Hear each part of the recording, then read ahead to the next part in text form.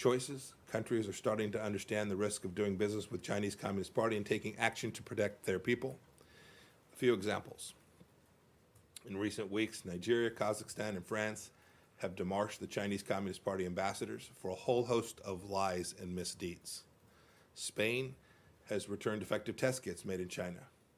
That country, the Czech Republic, other nations have received shoddy PP as well.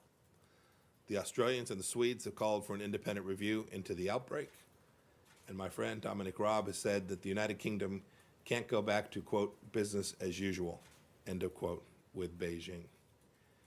Even the EU's foreign affairs chief admitted that Brussels has been, quote, a little naive, end of quote, about China. I'm heartened by this newfound realism. The free nations of the world are starting to understand that China doesn't share those democratic values that we hold dear or their economic interests, and that this matters to the entire world. There's no true win-win with a communist regime unless you get to the fair terms that President Trump has talked about and the reciprocity that President Trump did in the Phase 1 trade deal.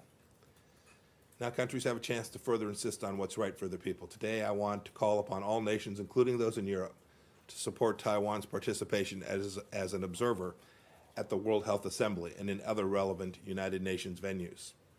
I also call upon WHO Director General Tedros to invite Taiwan to observe this month's WHA, as he has the power to do and as his predecessors have done on multiple occasions. I mentioned Hong Kong last week. Right now we're delaying our report to Congress that will assess Hong Kong's autonomy to allow us to account for any additional actions that Beijing may be contemplating in the run-up to the National People's Congress that would further undermine the people of Hong Kong's autonomy as promised by China when they entered into the agreement with the people of Hong Kong.